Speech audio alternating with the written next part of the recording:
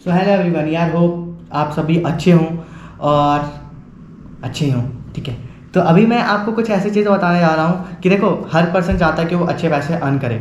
अब पैसे अर्न करने के दो तरीके होते हैं, या तो आप जॉब करो या फिर आप कुछ ऐसा काम करो, मतलब जॉब नहीं करो उसके अलावा जो काम करो जिससे आपके पास पैसे आ रहे हो।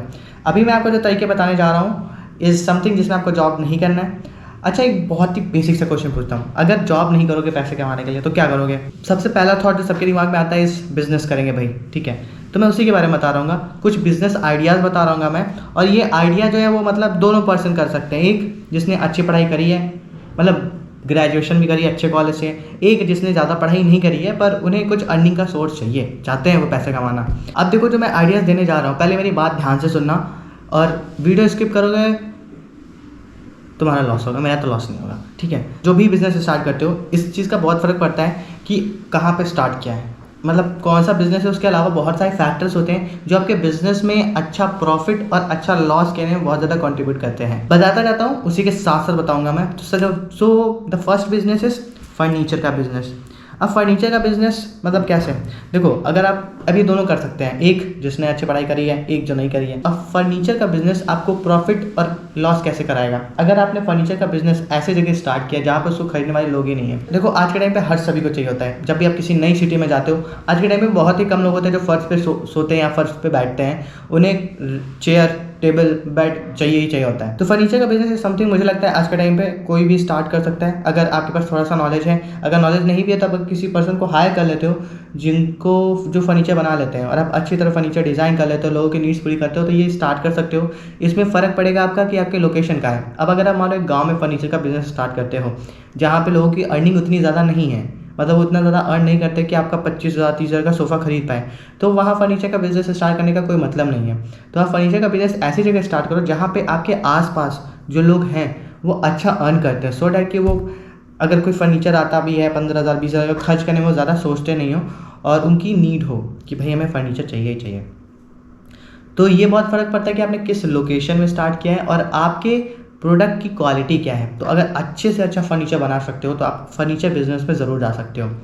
अब सेकंड बिजनेस जो है इज़ अबाउट द फूड। अब फूड में क्या कर सकते हो कि आप रेस्टोरेंट खोल सकते हो, कैफ़े खोल सकते हो, होटल खोल सकते हो, ढाबे खोल सकते हो। अब ढाबा, अगर आपके पास ज़्यादा इन्वेस्टमेंट का नहीं तो आप ढाबा खोलोगे, और मैं कहूँगा ना कि अगर फूड बिजनेस में जाते हो तो पहले छोटे से स्टार्ट करो। अब आपने होटल में बहुत ज़्यादा इन्वेस्ट कर दिया पर उससे बिज़नेस आपका चला नहीं, तो आपका बहुत ही ज़्यादा लॉस हो जाएगा। आपका जो पैसा है वो तो ऑलरेडी होटल में फंस ही चुका है। तो अगर एक ढाबा खोलते हो तो मुझे नहीं लगता है कि इसमें ज़्यादा पैसे लगेंगे, बहुत ही आराम से स्टार्ट कर सकते हो, जस्ट कि आपको एक प्लेस चाहिए होगा। अब ढाबा कहाँ पे खोलोगे? अब ढाबा ऐसी जगह पे खोलते हो जहाँ पे सिर्फ लोग रहते हैं, उनका घर हो, तो नहीं चलेगा भाई, क्योंकि जब पर्सन अपने घर पे खा सकता है तो तुम्हारे ढाबे पे खाने क्यों आएगा? अनटिल अनलेस आपने ढाबे पे कुछ ऐसा बनाया है जो वो घर पे नहीं बना सकते। अब जैसे मोमोज़ है या फिर पिज़्ज़ा, बर्गर है, ये लोग घर पे नहीं बनाते, यूजुअली बाहर से लेके आते हैं। अब अगर आप ऐसा अच्छा फूड दे देते हो उनको, पिज़्ज़ा बर्गर का कैफ़े खोल लेते हो या फिर होटल खोल लिया आपने जहाँ पे ये चीज़ें प्रोवाइड करते हो, तो ज़रूर चल जाएगा। दूसरा इज़ अबाउट द लोकेशन वाला बताता हूँ। अगर 20-30 रुपए का बनाते हो कुछ मोमोज़ या फिर कुछ भी, तो ये आराम से बिक जाता है। ठीक, अब अगर आप एक ऐसी लोकेशन पे रहते हो जहाँ पे लोग अच्छा अर्न करते हैं, तो वहाँ पे आप 150 भी का भी कर सकते हो कि 150 का भी मोमोज़ दे सकते हो, 180 का भी दे सकते हो, पर प्रोडक्ट अच्छा होना चाहिए। वो चाहिए कि पहले अपनी क्वालिटी पे इम्प्रूव करना, बाद में कस्टमर्स अच्छा प्रॉफिट चलाने का या कुछ सोचना। तो फूड का बिज़नेस आप स्टार्ट कर सकते हो अगर आपको खाने पीने का शौक़ है, खाना बनाने का शौक़ है, तो food business is something you can go for. Cafe के बारे में मैं बात करूँगा कि क्या गाँव में स्टार्ट करना चाहिए। देखो, गाँव में स्टार्ट करोगे दो चीज़ें हैं, एक तो लोगों को फ़ोटो खिंचाने का बहुत शौक़ होता है, और नया नया अगर चलन चलता है कि भाई कैफ़े खुला है तो बहुत ज़्यादा लोग आएंगे। तो पर हो सकता है कि एक बार ही आए, अगर आपने अपने उस सामान का जो कॉस्ट है बहुत ज़्यादा रख दिया है तो शायद हो सकता है एक बार आए, फ़ोटो खिंचा के चले जाएँ। अगर आप शहर में स्टार्ट करते हो, शहर में ऑलरेडी बहुत सारे बड़े बड़े कैफ़ेज़ बने हुए हैं, क्या आप उनसे कॉम्पीट कर सकते हो?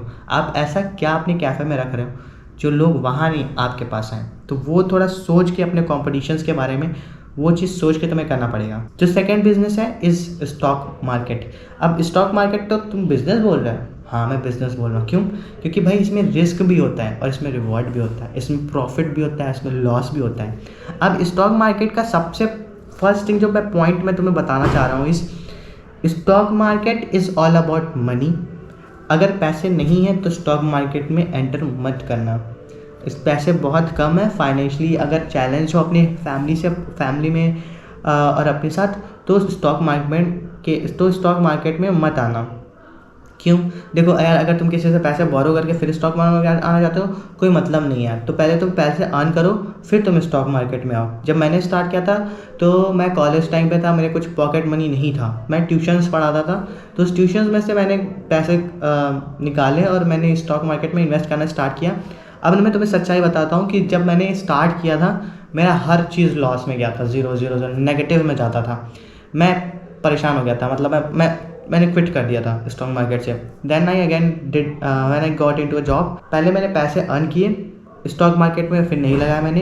पहले मैंने स्टॉक मार्केट सीखा कि चलता कैसे है ये, उसके बाद मैंने इन्वेस्ट करना स्टार्ट किया और अभी मैं अच्छा गेन करता हूँ। तो stock market is one of the business, क्योंकि इसमें भाई तुम्हारा एक महीने में कभी बहुत अच्छा बिजनेस जाएगा, एक महीने में तुम्हारा लॉस भी जाएगा, एक महीने में तुम शायद कुछ ना करो, स्टेबल रहो।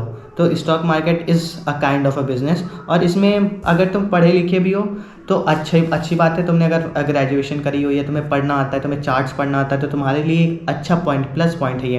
पर अगर तुम यू आर समवन जिससे भी बहुत ज़्यादा पढ़ाई नहीं करी है, तो तुम्हें थोड़े ज़्यादा एफर्ट डालने पड़ेंगे मतलब, क्योंकि है थोड़ा पढ़ना पड़ेगा तुम्हें। अब आते हैं सेकंड, मतलब स्टॉक मार्केट से रिलेटेड है अबाउट ट्रेडिंग। अब देखो, शायद ये टॉपिक मुझे एक ही में लेना चाहिए था। स्टॉक मार्केट में दो चीज़ होती हैं, एक इन्वेस्टिंग और एक होता है क्या, ट्रेडिंग। अब जो इन्वेस्टर्स होते हैं, they are the long term investors, कि हमने एक कंपनी में पैसा लगा दिया है, आज हमने इतना लगा के छोड़ दिया है, कुछ टाइम बाद ये कंपनी हमें इतना ज़्यादा पैसा दे रही होगी, बहुत पैसा दे रही होगी। ट्रेडिंग वाला जो होता है ना, आप दिन भर बैठे रहते हो उसमें और आप पर डे का कुछ अर्न कर रहे होते हो। इसमें रिस्क भी ज़्यादा होता है, पर अगर आपने अच्छा सा इसमें स्किल डेवलप कर लिया तो आप अच्छे पैसे कमा सकते हो। और इसके लिए क्या चाहिए होगा? इसके लिए आपको एक लैपटॉप और एक मोबाइल चाहिए होगा, हो सकता है सिर्फ आप मोबाइल से भी कर लो।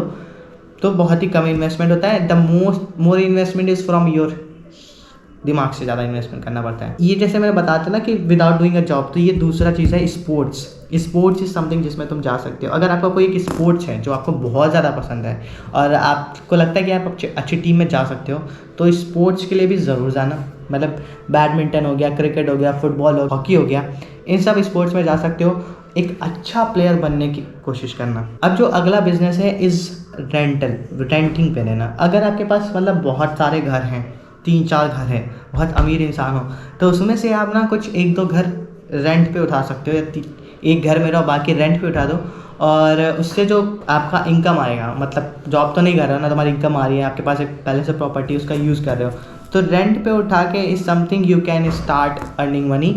और इसका मतलब स्टार्ट क्या होगा? स्टार्ट यही होगा कि यार आपके पास पहले से पैसे हों, आपके पास पहले से घर हो, तभी आप इसमें कर सकते हो। बट अगर आपके पास नहीं है तो क्या करूँगा? अगर आपके पास घर नहीं है बहुत सारे, तो क्या करोगे कि पहले पैसे कमाओ फिर उठा लो रेंट पे। एक और तरीके से कमा सकते हो कि मान लो आपका फ्रेंड है, उसके 3-4 घर हैं, आपने कहा कि भाई मैं तुम्हारे पास किराएदार लेके आऊँगा और मुझे इतने पैसे चाहिए होंगे। तुम महीने का तो नहीं ले सकते, जिसको हम लोग बेसिकली ब्रोकर बोलते हैं, कि उससे तुमने पैसे अर्न कर लिए। तो ये तरीका हो सकता है जब तुम्हारे पास खुद की कोई प्रॉपर्टी नहीं हो बट तुम उस प्रॉपर्टी से अर्न करना चाहते हो, तो the one thing is to become a broker. So this is few things जो आप कर सकते हो। देखो, इसके अलावा भी बहुत सारी चीज़ें कर सकते हो। बिजनेस में 2 तरह के होते हैं, कि प्रोडक्ट हो गया, एक सर्विस हो गया। मतलब मैं कोई बिजनेस, बहुत बड़ा बिजनेस नहीं कर सकता हूँ, बट मुझे लगता है कि हम बिजनेस को 2 चीज़ों में डिवाइड कर सकते हैं, एक प्रोडक्ट और एक सर्विस। सर्विस का मतलब होता है कि आप किसी को एक पर्टिकुलर काम करने के लिए आप दे रहे हो कि भाई ये काम मैं तुम्हारा कर दूंगा, सर्विस दे रहे हो। और एक प्रोडक्ट का मतलब आपने कोई प्रोडक्ट बना दिया, उसको सेल कर रहे हो।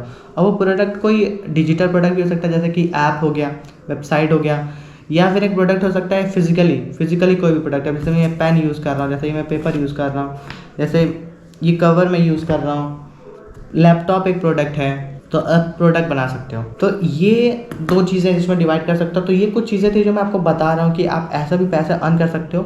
मैं तुम्हें 100 तरीके बता सकता हूँ पैसा कमाने के without any job. Let me know in the comments कि ये वीडियो आपको कैसे लगी, क्या हेल्पफुल थी या नहीं थी, जो भी हो बता देना। तब तक के लिए bye bye, take care, keep smiling.